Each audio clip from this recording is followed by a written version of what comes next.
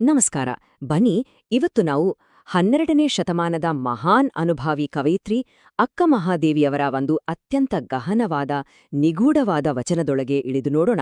ಇದು ಬರೀ ಕವಿತೆಯಲ್ಲ, ಇದೊಂದು ಅನುಭವದ ಕನ್ನಡಿ. ಮರೆದೊರಗಿ ಕನಸು ಕಂಡು ಹೇಳುವಲ್ಲಿ ಸತ್ತ ಹೆಣ ಎದ್ದಿತ್ತು, ತನ್ನ ಋಣಾನಿಧಾನ ಎದ್ದು ಕರೆಯಿತು. ಹೆಪ್ಪಿಟ್ಟ ಹಾಲು ಗಟ್ಟಿ ತುಪ್ಪವಾಗಿ ಸಿಹಿಯಾಯಿತು. ಇದಕ್ಕೆ ತಪ್ಪ ಸಾಧಿಸಲೇಕೆ ಚೆನ್ನಮಲ್ಲಿಕಾರ್ಜುನ ದೇವರ ದೇವನಣ್ಣಗಳಿರ. ಈ ಮಾತುಗಳನ್ನ ಕೇಳಿದಾಗ ಒಂಥರ ಗಲಿಬಿಲಿ ಅನ್ಸುತ್ತಲ್ವಾ? ಏನಿದರ ಅರ್ಥ? ಅಕ್ಕನ ಈ ವಚನ ಇದೆಯಲ್ಲ, ಇದನ್ನ ಬೆಡಗಿನ ವಚನ ಅಂತಾರೆ. ಅಂದ್ರೆ ಇದೊಂದು ಆಧ್ಯಾತ್ಮಿಕ ಒಗಟು. ನೋಡೋಕೆ ವಿಚಿತ್ರ ಅನ್ಸೋ ಈ ಸಾಲುಗಳನ್ನ ಒಂದೊಂದಾಗಿ ಬಿಡಿಸ್ತಾ ಹೋದ್ರೆ ಅದರೊಳಗಿನ ಆಳವಾದ ಸತ್ಯ ನಮ್ಗೆ ಗೊತ್ತಾಗತ್ತೆ. ಬನ್ನಿ, ಆ ಪ್ರಯತ್ನ ಮಾಡೋಣ.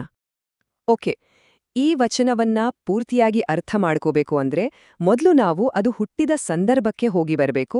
ಅದು ಅನುಭವ ಮಂಟಪದಲ್ಲಿ ನಡೆದ ಒಂದು ಅಸಾಧಾರಣ ಸನ್ನಿವೇಶ. ಯೋಚನೆ ಮಾಡಿ, ಅಕ್ಕ ಮಹಾದೇವಿ ಒಬ್ಬ ರಾಜನನ್ನ, ಅರಮನೆಯನ್ನ, ಸರ್ವಸ್ವವನ್ನು ತ್ಯಜಿಸಿ ಬಂದಿದ್ದಾರೆ. ಮೈಮೇಲೆ ಬಟ್ಟೆಯ ಬದಲು ತನ್ನ ಉದ್ದನೆಯ ಕೂದಲನ್ನೇ ಹೊದ್ದು ಮಹಾನ್ ಜ್ಞಾನಿಗಳ ಸಭೆಯಾದ ಅನುಭವ ಮಂಟಪಕ್ಕೆ ಬಂದು ನಿಂತಿದ್ದಾರೆ. ಆಗ ಆ ಸಭೆಯ ಅಧ್ಯಕ್ಷರಾಗಿದ್ದ ಮಹಾ ಅನುಭಾವಿ ಅಲ್ಲಮಪ್ರಭು ಅಕ್ಕನ ಆಧ್ಯಾತ್ಮಿಕತೆಯನ್ನ ಪರೀಕ್ಷೆ ಮಾಡೋದಕ್ಕೆ ಒಂದು ಚುರುಕಾದ, ನೇರವಾದ ಪ್ರಶ್ನೆಯನ್ನ ಕೇಳ್ತಾರೆ. ಇದಕ್ಕೆ ಅಕ್ಕ ಕೊಡುವ ಉತ್ತರ ಇದೆಯಲ್ಲ, ಅದು ತರ್ಕದ ಉತ್ತರ ಅಲ್ಲ. ಅದು ಅವಳ ಆಂತರಿಕ ಅನುಭವದ ನೇರ ಅಭಿವ್ಯಕ್ತಿ, ಭೌತಿಕ ಜಗತ್ತಿನ ಮೀರಿದ ಒಂದು ಸತ್ಯದ ಅನಾವರಣ.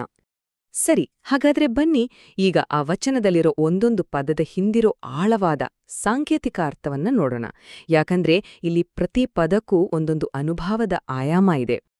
ಮೊದಲನೇದಾಗಿ ಸತ್ತ ಹೆಣ. ಕೇಳೋಕೆ ಒಂಥರ ಭಯಾನಕ ಅನ್ಸಿದ್ರೂ ಇಲ್ಲಿದ್ರ ಅರ್ಥವೇ ಬೇರೆ. ಇದು ಅಕ್ಷರಶಃ ದೇಹದ ಸಾವಲ್ಲ, ಬದ್ಲಿಗೆ ನಮ್ಮೊಳಗಿನ ನಾನು ಅನ್ನೋ ಅಹಂಕಾರದ ಸಾವು. ಆಧ್ಯಾತ್ಮಿಕ ಪಯಣದಲ್ಲಿ ಇದು ಮೊದಲನೇ ಮತ್ತು ಪ್ರಮುಖ ಘಟ್ಟ. ಇನ್ನು ಋಣನಿಧಾನ ಅಂದ್ರೆ ಸಾಲದ ನಿಧಿ. ಸಾಮಾನ್ಯವಾಗಿ ಸಾಲ ಅಂದ್ರೆ ಹೊರೆ ಅಲ್ವಾ?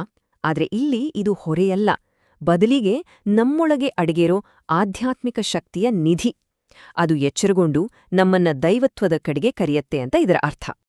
ನೋಡಿ, ಇಲ್ಲಿ ಅಕ್ಕ ಎಷ್ಟು ಅದ್ಭುತವಾಗಿ ಒಂದು ರೂಪಕ ಬಳಸಿದ್ದಾರೆ. ಆಧ್ಯಾತ್ಮಿಕ ಪಯಣವನ್ನ ಹಾಲನ್ನ ಕಡಿದು ತುಪ್ಪ ಮಾಡುವ ಪ್ರಕ್ರಿಯೆಗೆ ಹೋಲಿಸ್ತಾರೆ. ಹಾಲು ಅಂದ್ರೆ ನಮ್ಮ ಸಾಮಾನ್ಯ ಪ್ರಜ್ಞೆ.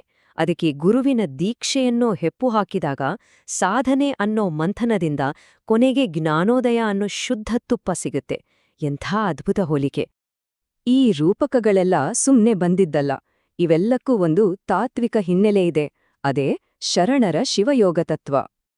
ಅಕ್ಕನ ಈ ಅನುಭವ ಇದೆಯಲ್ಲ, ಅದು ಶಿವಯೋಗದ ಅತ್ಯುನ್ನತ ಸ್ಥಿತಿಯಾದ ಐಕ್ಯಸ್ಥಲದ ನೇರ ವಿವರಣೆ. ಅಂದರೆ ಜೀವ ಮತ್ತು ದೈವ ಎರಡೂ ಒಂದಾಗಿ, ಭೇದವೇ ಇಲ್ಲದ ಹಾಗೆ ಆಗುವ ಸ್ಥಿತಿ.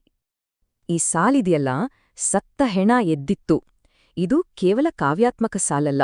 ಇದು ಕುಂಡಲಿನಿ ಶಕ್ತಿ ಜಾಗೃತಗೊಂಡು ಬೆನ್ಮೂಲೆಯ ಮೂಲಕ ಮೇಲಕ್ಕೆ ಏರುವ ಅನುಭವದ ಒಂದು ನೇರವಾದ ಶಾರೀರಿಕ ವಿವರಣೆ. ಸರಿ, ಇದೆಲ್ಲ 800 ವರ್ಷಗಳ ಹಿಂದಿನ ಮಾತು. ಆದ್ರೆ ಇವತ್ತಿಗೂ ಈ ವಚನ ಯಾಕಿಷ್ಟೊಂದು ಮುಖ್ಯ ಅನ್ಸುತ್ತೆ? ಇವತ್ತಿನ ದೃಷ್ಟಿಯಿಂದ ಇದನ್ನ ಹೇಗೆ ನೋಡಬಹುದು? ಯಾಕಂದ್ರೆ ಈ ವಚನದ ತಿರುಳಿದೆಯಲ್ಲ, ಸ್ವ ಅನುಭವವೇ ಎಲ್ಲದಕ್ಕಿಂತ ಮಿಗುಲು ಅನ್ನೋದು ಅದ್ಯಾವತ್ತಿಗೂ ಹಳೇದಾಗೋದಿಲ್ಲ. ಆಗಿನ ಕಾಲದ ಕಟ್ಟುಪಾಡುಗಳಿಗೆ ಅದೆಂಥ ದೊಡ್ಡ ಸವಾಲಾಗಿತ್ತೋ ಇವತ್ತಿನ ಜಗತ್ತಿಗೂ ಅಷ್ಟೇ ಪ್ರಸ್ತುತ. ಇವತ್ತು ನಾವಿದನ್ನ ಹಲವು ದೃಷ್ಟಿಕೋನಗಳಿಂದ ನೋಡಬಹುದು. ಇದೊಂದು ಶಕ್ತಿಯುತವಾದ ಸ್ತ್ರೀವಾದಿ ನಿಲುವು. ಯಾಕಂದ್ರೆ ಹೆಣ್ಣಿನ ದಿನನಿತ್ಯದ ಕೆಲಸವನ್ನ ಅತಿ ದೊಡ್ಡ ಆಧ್ಯಾತ್ಮಿಕ ರೂಪಕವಾಗಿಸಿದ್ದಾರೆ.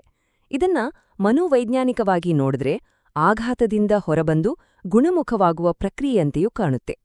ಕೊನೆಗೆ ಅಕ್ಕ ತನ್ನ ವಚನವನ್ನ ಮುಗಿಸೋದು ಒಂದು ಸಮರ್ಥನೆಯಿಂದಲ್ಲ, ಬದಲಿಗೆ ಒಂದು ನೇರ ಸವಾಲಿನಿಂದ, ಒಂದು ದಿಟ್ಟ ಪ್ರಶ್ನೆಯಿಂದ. ಅವಳ ಮಾತಿನ ಅರ್ಥ ಇಷ್ಟೇ: ನನ್ನ ಅನುಭವದ ಸತ್ಯ ನನಗೆ ಗೊತ್ತಿದೆ. ಆ ತುಪ್ಪದ ಸಿಹಿಯನ್ನು ನಾನು ಅನುಭವಿಸಿದ್ದೇನೆ. ಅದಕ್ಕೆ ಬೇರೆಯವರ ಸರ್ಟಿಫಿಕೇಟ್ ಬೇಕಾಗಿಲ್ಲ. ಅಲ್ಲಿಗೆ ತರ್ಕ, ವಾದ ಎಲ್ಲವೂ ಮುಗಿದು ಹೋಗುತ್ತೆ. ಕೊನೆಯದಾಗಿ ಅಕ್ಕನ ಈ ವಚನ ನಮ್ಮೆಲ್ಲರ ಮುಂದೆಯೂ ಒಂದು ದೊಡ್ಡ ಪ್ರಶ್ನೆಯನ್ನ ಇಡುತ್ತೆ. ನಮ್ಮ ಸ್ವಂತ ನೇರ ಅನುಭವದ ಸತ್ಯದ ಮುಂದೆ ಹೊರಗಿನ ತರ್ಕ, ವಿಮರ್ಶೆ ಅಥವಾ ಅಭಿಪ್ರಾಯಗಳಿಗೆ ನಿಜವಾಗಿಯೂ ಬೆಲೆ ಇದೆಯಾ? ಯೋಚಿಸಿ.